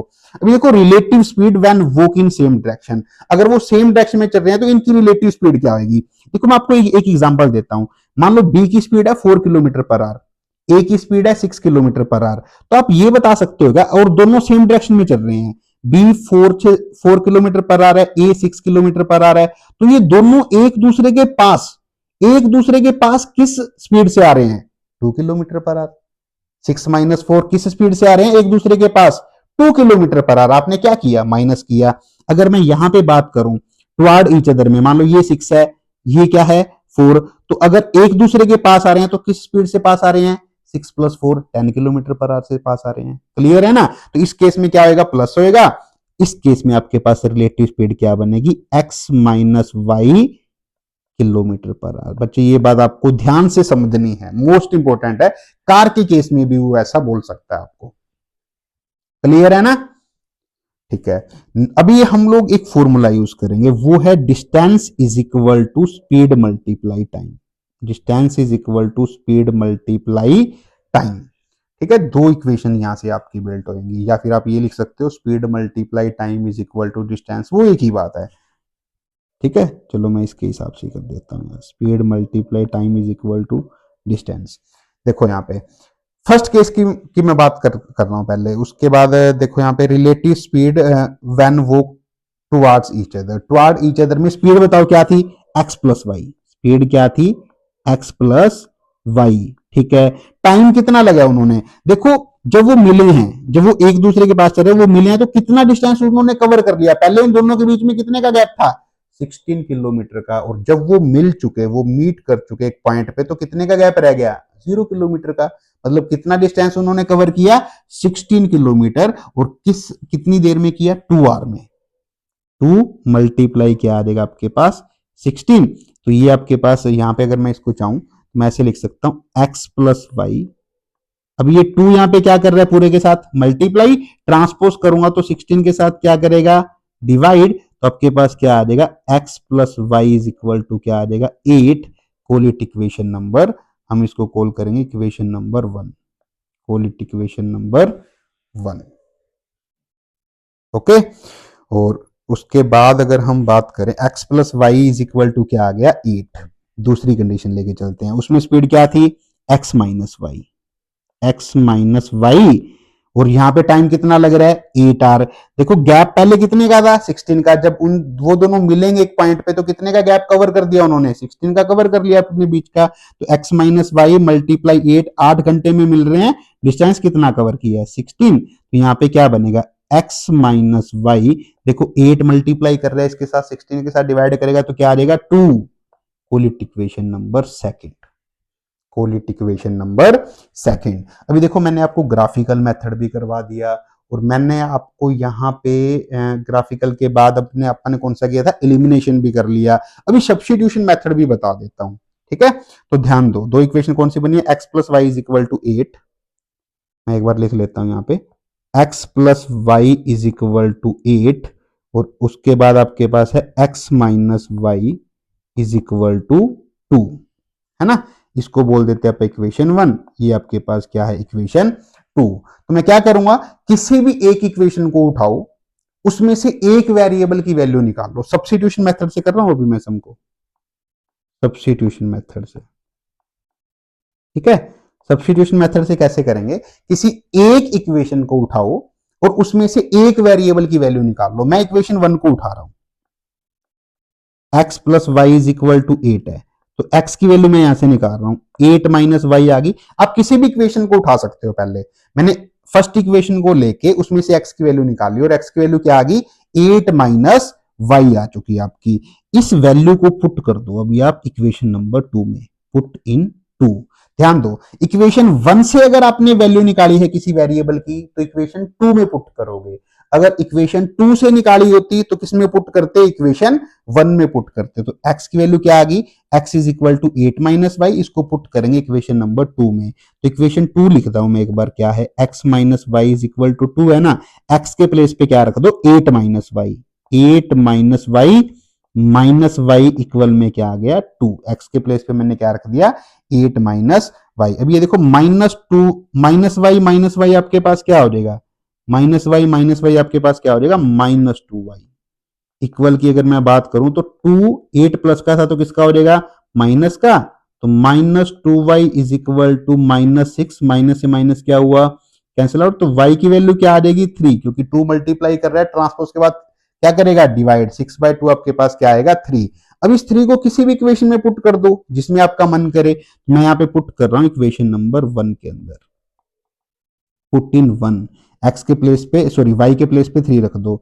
सो x plus 3 that is equal to 8। x की वैल्यू क्या आ जाएगी, 8 माइनस 3, तो x की वैल्यू आपके पास क्या आ जाएगी यहाँ पे 5। x की वैल्यू क्या आएगी 5। तो स्पीड आ गई यहाँ पे, a की स्पीड, स्पीड ऑफ a की जो स्पीड थी वो आपके पास क्या है, 5 किलोमीटर पर आवर। और स्पीड ऑफ b जो है आपके पास, वो आपके पास क्या आ जाएगी, 3 किलोमीटर पर आवर। मैं अगेन आपको, yes, now come to the question number 10। Question number 10 है आपके पास, the ratio of income of 2 person is 9:7 and ratio of their expenditure is 4:3। If each of them managed to save rupees 2000 per month, find their monthly income। अभी यहां पे एक word लिखा हुआ है एक्सपेंडिचर, इसका मतलब होता है बच्चे खर्चा। तो यहां पे देखो, the ratio of income of 2 person is 9:7। तो यहां पे जब भी आपको रेशियो गिवन होएगा ना, तो आपको कॉमन रेशियो तो लेट करना पड़ेगा। तो मैंने कॉमन रेशियो, इनकम का जो मैंने कॉमन रेशियो है वो क्या लेट कर लिया, एक्स। तो income of person, income of first person आपके पास क्या हो जाएगी 9x, और इनकम ऑफ सेकंड पर्सन आपके पास क्या हो जाएगी 7x, क्योंकि 9:7 आपको रेशो गिवन है। And ratio of their expenditure is 4:3। Expenditure का जो रेशियो है वो क्या दिया हुआ है, 4:3। तो इस केस में मैं कॉमन रेशियो क्या लेट कर लूंगा, y। ठीक है, तो यहां पे फर्स्ट पर्सन का जो एक्सपेंडिचर है वो क्या हो जाएगा 4y, और सेकंड पर्सन का जो एक्सपेंडिचर है वो आपके पास क्या हो जाएगा 3y। क्लियर है ना। तो यहां से दो रेशो मैंने अलग अलग रेशो लेट कर लिए, क्योंकि 2 मेरे को रेशो गिवन है बच्चे। क्लियर है ना। तो उसके बाद वो क्या कह रहा है कि दोनों जो है वो 2000 पर मंथ रुपीज सेव कर रहे हैं। तो अकॉर्डिंग टू क्वेश्चन मैं बात करता हूं, अकॉर्डिंग टू क्वेश्चन बात करने के बाद ये क्या कह रहा है, फाइंड देयर मंथली इनकम। कहता हूं उनकी मंथली इनकम फाइंड करो। तो अगर मेरे को एक्स की वैल्यू मिल जाती है तो मैं मंथली इनकम फाइंड कर सकता हूं, कोई प्रॉब्लम नहीं है यहाँ पे। तो उसके बाद मैं क्या करूंगा, देखो यहां पे फर्स्ट में देखो 9x जो है वो फर्स्ट की इनकम है, कितनी है 9x। उसके खर्चे कितने हैं अभी 4y। तो 4y इसमें से क्या कर दूंगा, माइनस। माइनस करने के बाद जो एक्सपेंसेस है वो माइनस करने के बाद आप ये सेव कर रहा है, कितने रुपए सेव कर रहा है 2000 लिख के, ये आपके पास क्या बनेगी इक्वेशन नंबर 1। देन अभी मैं बात कर रहा हूं सेकंड आपके पास क्या इक्वेशन बनेगी, सेकंड पर्सन का बताओ भी जो इनकम है वो क्या है 7x। सेकंड की इनकम आपके पास क्या है 7x, माइनस इसके जो एक्सपेंसेस है वो क्या है 3y। तो 3y इसमें से क्या करूंगा माइनस। देखो सेविंग कब होएगी, इनकम में से आपके जो एक्सपेंसेस हैं उसको क्या करोगे, माइनस करोगे ना। तो वही तो आपकी क्या होगी, सेविंग होगी। तो ये भी कितने रुपए सेव कर पा रहा है अभी 2000, कितने रुपए सेव कर पा रहा है 2000। तो ये जो सम है मैं यहीं पे छोड़ रहा हूं, ये आपके ऊपर है, आपको खुद ये ट्राई करना है। पता है आपको दो इक्वेशन बन गई या नहीं, दो इक्वेशन बन गई तो आप क्या लगा दो यहाँ पे, एलिमिनेशन मेथड लगा दो। देखो तो आपको दोनों इक्वेशनों को मल्टीप्लाई करेगा। अगर आप y के कोएफिशिएंट को सेम करना चाहते हो तो इक्वेशन 1 को आप किससे मल्टीप्लाई करोगे 3 से, और इक्वेशन 2 को आप किससे मल्टीप्लाई करोगे 4 से। दोनों को मल्टीप्लाई करोगे तो आपके पास y के कोएफिशिएंट क्या हो जाएंगे same. So do yourself, do yourself. आपको बता देता हूं एक बात, जैसे ही x की वैल्यू आएगी ना, इनकम निकालनी है आपको, x की वैल्यू जो आएगी वो 9 में पुट कर देना। यहाँ पे 9 मल्टीप्लाई समथिंग x की वैल्यू, 9 मल्टीप्लाई x की वैल्यू और 7 मल्टीप्लाई x की वैल्यू, वो इनकम आएगी आपके पास फर्स्ट और सेकंड पर्सन की। तो स्किप नहीं करना, आपको ये सम करना है अपने आप। Now come to the next question. Next question आपके पास क्या है, मोस्ट इंपोर्टेंट सम है। ऐसा एक एग्जाम्पल भी है, ये मैं एनसीईआरटी वाला जो सम है वो उठा रहा हूं। एनसीईआरटी के अंदर ही एक एग्जाम्पल है इस टाइप का, वो भी आपको अच्छे से करना है। क्या कह रहा है? The sum of the digit of 2 digit number is 9। 2 digit number का जो सम है वो क्या है आपके पास? 9। डिजिट्स का जो सम है, 2 डिजिट एक नंबर है, उनकी डिजिट्स का जो सम है ना वो कितना है? 9। ऑल्सो 9 टाइम्स दिस नंबर, इस नंबर का 9 time, also 9 times the number is twice the number obtained by reversing the order of digit. Digit के ऑर्डर को क्या कर रहा है? रिवर्स, उसका ट्वाइस उसके 9 टाइम्स के इक्वल है। फाइंड द नंबर, तो आपको नंबर फाइंड करना है। यहां पे एक बात पहले ध्यान से समझो, इसको छोड़ो एक बार। जैसे मान लो मैंने 21 लिखा, 21 क्या है आपके पास? 2 डिजिट नंबर है। 21 आपके पास क्या है? 2 डिजिट नंबर। अब यार ये बताओ, 1 किस प्लेस पे है? 1s प्लेस पे। 2 किस प्लेस पे है? 10s प्लेस पे। 1 है 1s प्लेस पे, 2 किस पे है? 10s प्लेस पे। अगर मैं 21 को एक्सपेंडेड फॉर्म में लिखना चाहता हूं, मैं 21 को एक्सपेंड करके लिखना चाहता हूं, तो पता है मैं इसको कैसे लिखूंगा? मैं इसको लिखूंगा 2 मल्टीप्लाई, 2 किस प्लेस पे है? 10s प्लेस पे, तो 2 को 10 से क्या करूंगा? मल्टीप्लाई, प्लस 1 किस प्लेस पे है? 1s प्लेस पे, तो 1 को 1 से क्या करूंगा? मल्टीप्लाई। एक और एग्जांपल बता रहा हूं, जैसे है 93। 93 को अगर मैं एक्सपेंडेड फॉर्म में लिख रहा हूं, एक्सपेंड करके लिख रहा हूं, तो कैसे लिखूंगा? 9 10s प्लेस पे है, तो 9 को मल्टीप्लाई करूंगा 10 से, प्लस में 3 1s प्लेस पे है, तो 3 को मल्टीप्लाई किससे करूंगा? 1 से। बच्चे आप देख सकते हो 9 मल्टीप्लाई 10 कितना बना? 90। 3 मल्टीप्लाई 1 कितना बना? 3। तो 90 प्लस 3 क्या हो जाएगा? 93। यही होता है। तो आपको एक्सपेंड करना है, क्योंकि ये जो सम होएगा ना, आपको एक्सपेंडेड फॉर्म के हिसाब से ही करना है। अभी मैं इसको रब कर देता हूं, ये जस्ट मैंने आपको समझाने के लिए लिखा था, ठीक है। अभी आपको यहां पे ध्यान रखना है, देखो अभी कैसे करते हैं। आपको 2 डिजिट नंबर फाइंड करना है, तो मैंने मान लिया let digit on 1s place, 1s place पे जो डिजिट है वो क्या है? x।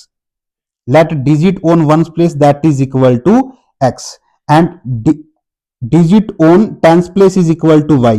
ठीक है, digit on 10s place is equal to y। तो नंबर क्या बनेगा? अभी नंबर आपके पास बनेगा xy।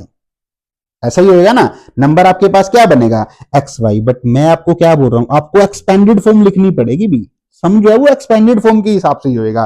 तो इसको अगर मैं एक्सपेंड करके लिखूं तो कैसे लिखूंगा? देखो y 10s प्लेस पे है, तो y किससे मल्टीप्लाई करेगा? 10 से, प्लस x 1s प्लेस पे है, 1 x 1s प्लेस पे, तो x किससे मल्टीप्लाई करेगा? 1 से, तो x मल्टीप्लाई 1 क्या आ जाएगा? x आ जाएगा। तो ये नंबर आपका बनेगा, ये नंबर अभी यूज होएगा, 10y प्लस x आपका यूज होएगा, 10y प्लस x। क्लियर है? अभी आते हैं according to question. According to question, according to question इसने क्या बोला? पहला ये बोल रहा है कि the sum of the digits of 2 digit number, दोनों डिजिट का सम 9 है। कहता है 2 डिजिट नंबर क्या है? yx, इनका सम 9 है, तो इसका मतलब मैं यहां पे क्या लिख सकता हूं? y plus x, y plus x, या फिर x प्लस वाई, एक ही बात है, जैसे आप लिखना चाहो आप लिख सकते हो। y प्लस एक्स भी आप लिख सकते हो, y प्लस एक्स का इज इक्वल में क्या आ जाएगा आपके पास? 9। Call it equation number 1, call it equation number 1। ठीक है, उसके बाद ये क्या कह रहा है? ऑल्सो 9 टाइम द नंबर, इस नंबर का 9 गुना, 9 टाइम। ठीक है, सो 9 multiply 10y plus x, 9 multiply 10y plus x, इस नंबर का 9 टाइम किसके इक्वल होएगा? इस नंबर का 9 time the number is twice the number obtained by reversing the order of the digit. Twice, double, but किसका twice? इसके order को reverse कर दिया। जैसे फॉर एग्जांपल 21 था ना, इसके ऑर्डर को अगर मैं रिवर्स कर देता हूं तो ये नंबर क्या बनेगा? 12। जैसे मान के चलो 93 था, तो 93 के ऑर्डर को अगर मैं रिवर्स कर देता हूं तो वो क्या बनेगा? 39। इस टाइप से ये बोल रहा है, मतलब डिजिट का ऑर्डर उसने क्या कर दिया? रिवर्स कर दिया भी। ठीक है, ऑर्डर अगर रिवर्स किया है तो आपके पास यहां पे क्या बनेगा? इस नंबर की जगह पे y की जगह पे x हो जाएगा, x की जगह पे क्या हो जाएगा? y। तो ये क्या लिखा जाएगा? ये लिखा जाएगा 10x प्लस y। मतलब ऑर्डर रिवर्स करने का मतलब है जो नंबर yx था ना, वो नंबर क्या हो गया? xy। मतलब x जो है वो 10s प्लेस पे चला गया, और y किस प्लेस पे चला गया? 1s प्लेस पे चला गया। मैं अगेन आपको इतना बता रहा हूं, 2 डिजिट नंबर अगर मेरे पास है तो एक 1s प्लेस पे रहेगा, एक इस पे रहेगा 10s प्लेस पे, तो आपके पास नंबर क्या बन गया? yx।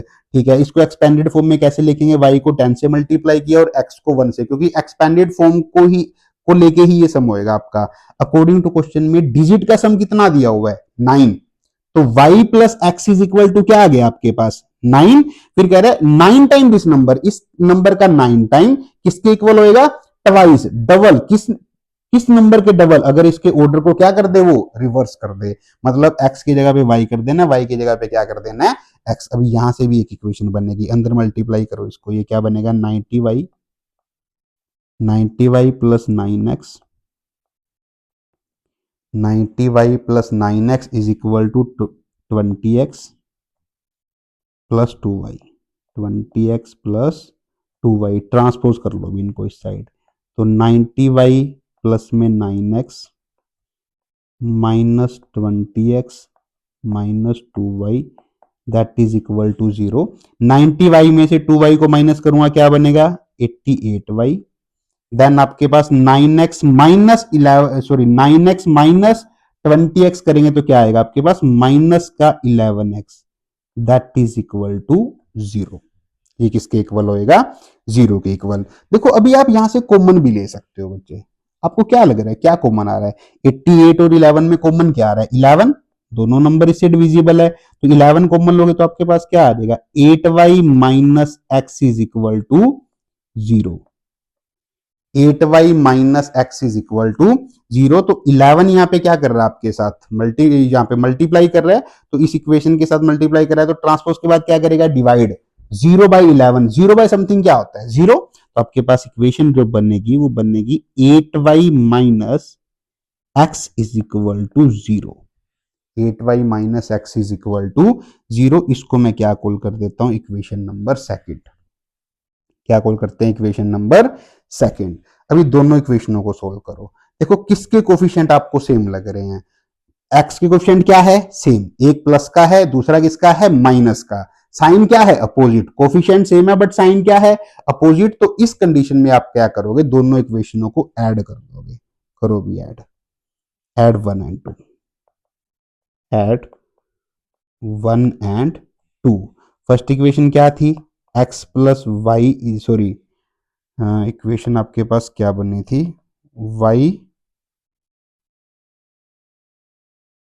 y plus x is equal to 9, y plus x is equal to 9, y plus x is equal to 9।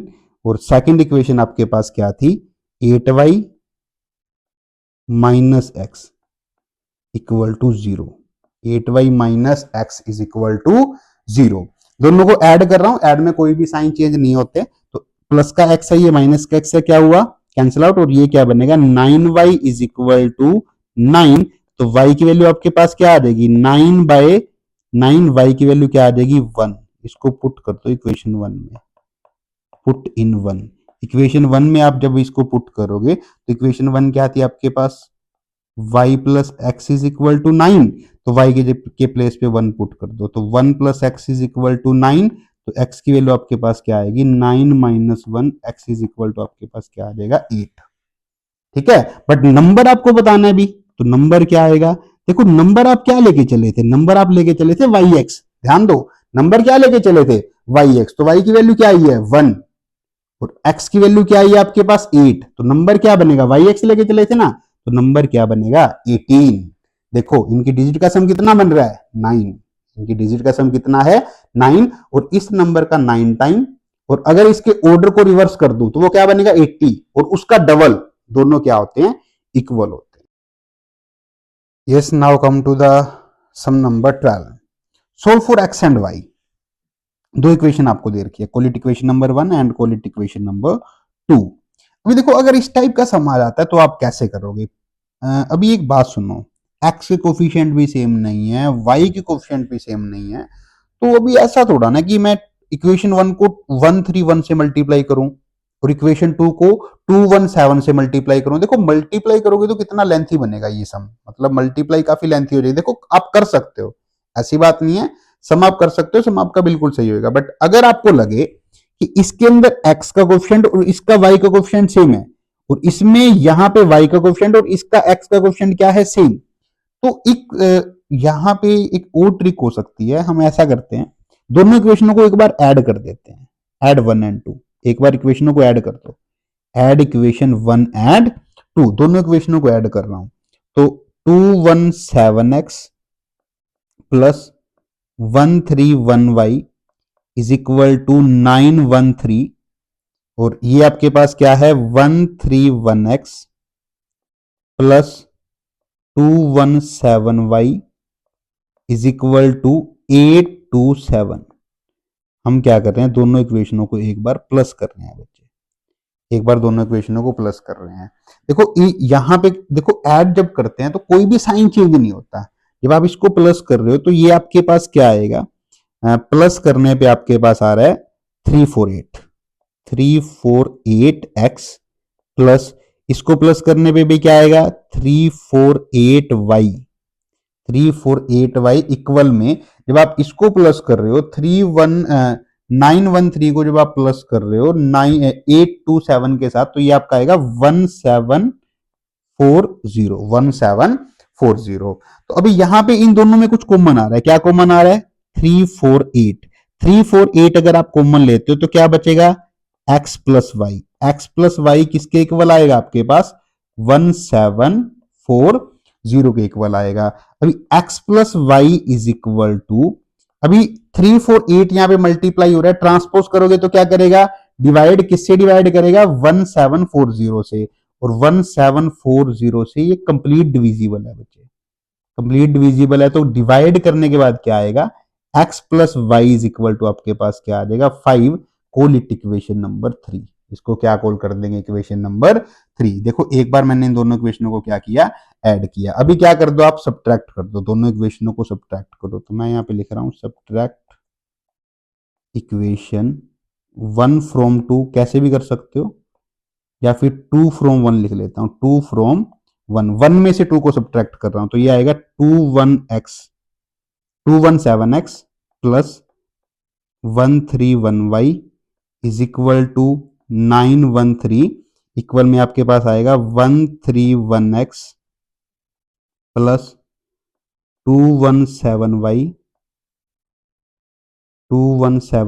Equal में क्या आ जाएगा 827। देखो जब सब्ट्रैक्ट कर रहे हो तो साइन क्या आएंगे चेंज, ये प्लस का था माइनस का, ये प्लस का था माइनस का, ये भी किसका हो जाएगा माइनस का। अभी 217 में से जब आप माइनस कर रहे हो, 217 में से 131 को माइनस करोगे तो कितना आ जाएगा 86, ये आ जाएगा 86x। और यहां पे जब आप माइनस करेंगे देखो साइन माइनस का आएगा। अभी 131 में से माइनस 217 को अगर कर रहे हैं तो ये आपके पास क्या आएगा माइनस का 86, माइनस का 86, ठीक है ना, क्योंकि माइनस का नंबर बड़ा है तो आपके पास साइन भी माइनस का ही लगेगा। और यहां पे अगर आप इसको माइनस कर रहे हो 913 में से अगर आप माइनस कर रहे हो 931 में से अगर आप 827 को माइनस करोगे तो ये भी तो कितना आ रहा है 86, ठीक है। तो यहां से अगर आप 86 को कॉमन लेते हैं तो क्या बचेगा x माइनस, सॉरी यहां पे मैं y लिखना है ना बच्चे, y है ये, x minus Y is equal to 86। तो बच्चे x माइनस वाई 86 यहां पे मल्टीप्लाई कर रहा है तो ट्रांसपोज के बाद 86 से डिवाइड करेगा तो क्या आ जाएगा 1, ये क्या बनेगी इक्वेशन नंबर 4। अगेन मैं बता रहा हूं, देखो आपको सम तो पता लग ही जाएगा कि इस टाइप का सम है, तो एक बार सम को ऐड कर दो, ऐड करने पे वो नंबर कॉमन ले लो, कॉमन लेने के बाद सामने वाले नंबर से डिवाइड कर दो, डिविजिबल होएगा प्रॉपर। देन सेकंड कंडीशन में क्या करो, दोनों इक्वेशनों को सब्ट्रैक्ट कर दो। सब्ट्रैक्ट जैसे ही करोगे तो कॉमन लोगे तो एक सिंपल इक्वेशन आपके पास बन गई। अभी 3 और 4 इक्वेशन बन गई ना, इनको सोल्व कर लो। Solve equation 3 and 4, solve equation 3 and 4, 3 और 4 इक्वेशन को सोल्व कर लेना बच्चे, एक्स और वाई की वैल्यू आपके पास आ जाएगी। बिल्कुल इजी है, इक्वेशनों को क्या कर दो ऐड कर दो, y क्या हो जाएगा एलिमिनेट, क्योंकि y के कोएफिशिएंट क्या है सेम और साइन क्या है अपोजिट। y के कोएफिशिएंट एलिमिनेट करोगे तो क्या आ जाएगा x प्लस एक्स क्या आ जाएगा 2x, 1 प्लस मींस 5 प्लस 1 क्या आ जाएगा 6। तो 2x इज इक्वल टू 6, तो आपके पास x की जो वैल्यू है वो क्या आएगी 3, और x की वैल्यू 3 पुट करोगे तो y की वैल्यू क्या आ जाएगी 2। x इज इक्वल टू आपका क्या आ जाएगा 3, और y की वैल्यू आपके पास क्या आ जाएगी 2। बस हो गया ये सम आपका, क्लियर है ना। x इज इक्वल टू 3 एंड y is equal to 2। Now come to the next question, ये अपन ने कर लिया था। देन है आपके पास for what value of k, for what value of k does the system of equation have an infinite number of solutions, infinite number of solution होने चाहिए। तो हम यहां पे लिखेंगे for infinite number of solution क्या कंडीशन होती है, a1 by a2 is equal to b1 by b2 is equal to c1 by c2, क्योंकि लाइन क्या होनी चाहिए, कोइंसिडेंट।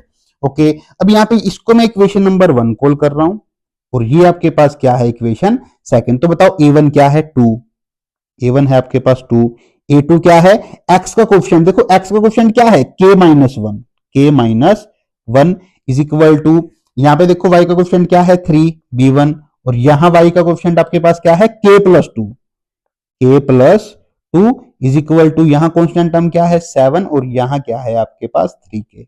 इक्वेट कर दो बस, आपकी कोई भी टू इक्वेट कर दो, जैसे मैं इसको कर रहा हूं, इन दो को लेके चल रहा हूं, तो क्रॉस मल्टीप्लाई किया तो 2 किससे मल्टीप्लाई करेगा आपके पास, k प्लस टू के साथ, 2 किससे मल्टीप्लाई करेगा, k प्लस टू के साथ, और आपके पास अगर बात करूं तो 3 किससे मल्टीप्लाई करेगा, k माइनस वन के साथ, क्रॉस मल्टीप्लाई मैंने किया है यहाँ पे। आप इनको भी लेके चल, आप लास्ट 2 को भी लेके चल सकते हो, जो भी आपका मन करे। तो ये क्या बनेगा, 2k plus 4 is equal to 3k minus 3, 2k plus 4 is equal to 3k minus 3। अभी k वाले जो नंबर है वो एक साइड पे रख लो, so 2k minus 3k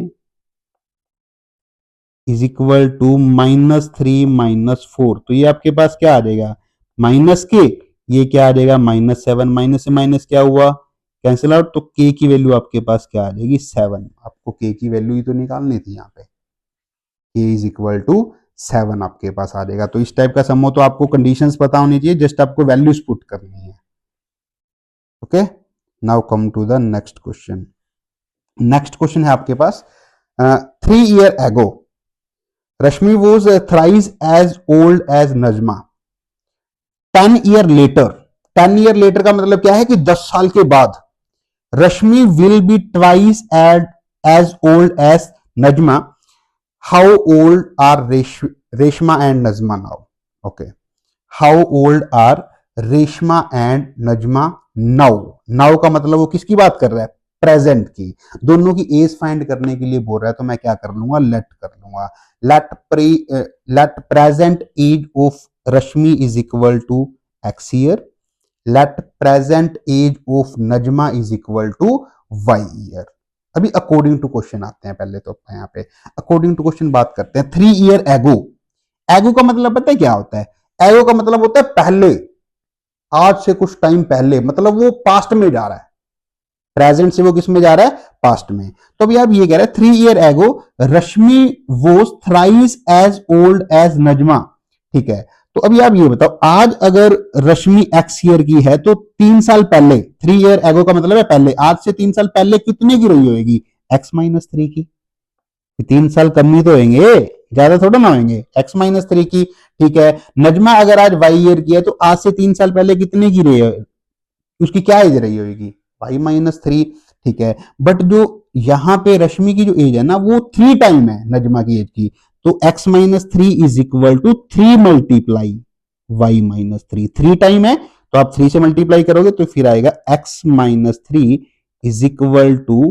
3y minus क्या आ जाएगा 9, x minus 3 is equal to 3y minus 9, तो ये आपके पास आएगा x माइनस 3y, और ये क्या आ जाएगा माइनस 9 प्लस 3, तो x माइनस 3y इक्वल में आपके पास क्या आ जाएगा -6, कॉल इट इक्वेशन नंबर 1।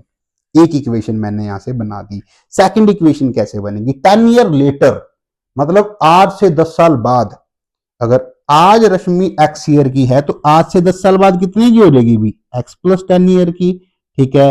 अगर आज नजमा y ईयर की है तो आज से 10 साल बाद कितने की हो जाएगी, y प्लस 10 ईयर की। बट ये बोल रहा है 10 year later Rashmi will be twice as old as Najma, ठीक है।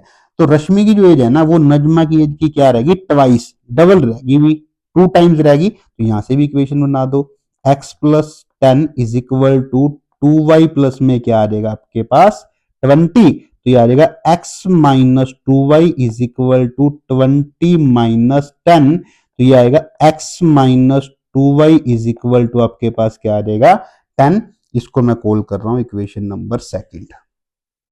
अभी एक बात बता दो, फर्स्ट और सेकंड इक्वेशन कितना इजी है सोल्व करना। दोनों में एक्स के कोएफिशिएंट क्या है, सेम, 1 1 है ना, साइन भी क्या है, सेम। तो क्या करोगे बच्चे, सब्ट्रैक्ट कर दोगे, एलिमिनेशन मेथड लगा देना, एक्स और वाई की क्या निकाल लोगे, वैल्यू, वही आपकी एज होएगी। एक्स की जो वैल्यू है वो रश्मि की एज होएगी, वाई की जो वैल्यू है वो किसकी एज होएगी, नजमा की एज होएगी। तो ये भी आपको क्या करना है, डू यूर सेल्फ, अपने आप आपको ट्राई करना है। यहाँ पे दो इक्वेशन मैंने आपको। Yes, now come to the last question, question number 15. If the system of linear equation 2x plus 3y is equal to 7 and 2ax plus a plus b multiply y is equal to 8 have infinite number of solutions, then find a and b. इसकी भी infinite number of solutions है, ए और B find करने हैं, but इस बार आपको to values find करनी है, ध्यान रखो। तो इनफाइनाइट नंबर ऑफ सॉल्यूशंस है तो आपके पास क्या कंडीशन रहती है, a1 by a2 equal to b1 by b2 equal to c1 by c2। तो यहां देखो भी, a1 फर्स्ट इक्वेशन में इसको कॉल कर रहा हूं, सेकंड कॉल कर रहा हूं, देन a1 अगर फर्स्ट इक्वेशन की बात करूं तो x का कोएफिशिएंट क्या है 2, देन 2 बाय में 2 बाय आपके पास रहेगा 2 बाय 2a, इसमें सेकंड में क्या है आपके पास x का coefficient 2a is equal to, यहां b1 की बात करूं तो y, आपके पास y का कोएफिशिएंट क्या है 3, और b2 की बात करूं y का कोएफिशिएंट क्या है a प्लस बी, जो y के साथ मल्टीप्लाई कर रहा है, a plus b is equal to, यहां आपके पास कांस्टेंट टर्म क्या है 7 और यहां कांस्टेंट टर्म क्या है 8।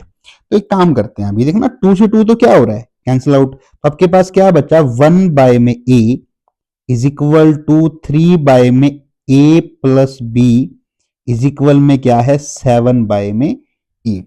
ये मैंने यहां पे लिख लिया, ठीक है। तो अभी क्या करते हैं, फर्स्ट टू जो आपको यहां पे इन दोनों को इक्वेट करके एक इक्वेशन बना लेते हैं। तो 1 बाय में a is equal to 3 by में a plus b, cross multiply करो, a प्लस बी 1 से करेगा तो आपके पास क्या आ जाएगा, a plus b is equal to a अभी 3 से करेगा तो आपके पास क्या आ जाएगा 3a। तो एक इक्वेशन आपके पास यहां से बन सकती है, तो ये आपके पास क्या आ जाएगा 3a माइनस बी माइनस ए। तो ये आपके पास आएगा 3a में से a को माइनस करेंगे क्या आ जाएगा 2a माइनस बी। तो मैं इसको ऐसे भी लिख सकता हूं 2a minus b is equal to 0, call it equation number 1। ये आपकी क्या बनी, इक्वेशन नंबर 1 बन चुकी। उसके बाद क्या करेंगे, देखो दो वेरिएबल आए हैं मेरे पास और मैं एक इक्वेशन से टू वेरिएबल फाइंड नहीं कर सकता, ये आपको ध्यान रखना है। अभी आप क्या कर सकते हो, कोई भी टू इक्वेट कर सकते हो, बट ये सेम नहीं लेने। अभी मैं क्या करता हूं, 1 बाय ए को 7 बाय 8 के इक्वल रखता हूं, क्योंकि ये भी तो इक्वल है ना। तो 1 by a is equal to क्या है 7 बाय 8, 7 बाय 8। तो ये आपके पास क्या आ जाएगा 8 इज इक्वल टू 8 1 से मल्टीप्लाई करेगा 8, 7 ए से करेगा तो क्या आ जाएगा 7a। तो यहां से अगर मैं बात करूं तो आपके पास a की जो वैल्यू है वो क्या आ जाएगी, a इज इक्वल टू क्या आ जाएगा, a is equal to 8 by 7, a is equal to 8 by 7। इसको आप पुट कर सकते हो 1 के अंदर, इक्वेशन 1 में आप पुट कर सकते हो इसको, ठीक है। पुट इन इक्वेशन 1 अगर करते हैं तो ये आ जाएगा 2 मल्टीप्लाई a की वैल्यू आपके पास क्या आई है 8 बाय 7, 8 बाय 7 माइनस क्या है b और इक्वल में क्या है 0। 2 multiply 8 by 7 minus b is equal to 0। जब आप इसको मल्टीप्लाई कर रहे हो तो क्या आ जाएगा 16 bye 7, 16 bye 7 minus b is equal to 0। तो 16 bye 7 is equal to be. ये आपके पास किसकी वैल्यू आ चुकी, बी की वैल्यू। यही तो निकालनी थी भाई, ए भी आ गया और आपके पास क्या आ गया, बी भी आ गया। ओके, ए और बी की ही वैल्यू आपको निकालनी थी। तो चैप्टर नंबर 3 जो है वो आपका कंप्लीट हो रहा है। Now thanks for watching alpha square academy. अगर आपको वीडियो जो है वो अच्छी लग रही है, मींस आपको समझ आ रहा है और आपको आपके कंटेंट जो देखो क्वेश्चन जो है वो मोस्ट इंपोर्टेंट आपको करवा रहा हूँ, एग्जाम ओरिएंटेड ही करवा रहा हूँ जितना भी मैं आपको करवा रहा हूँ। अगर आपको वीडियो अच्छे से समझ आ रही है, बिल्कुल आपके डाउट्स भी क्लियर हो रहे हैं, पहले अगर कोई डाउट थे तो please subscribe our YouTube channel alpha square academy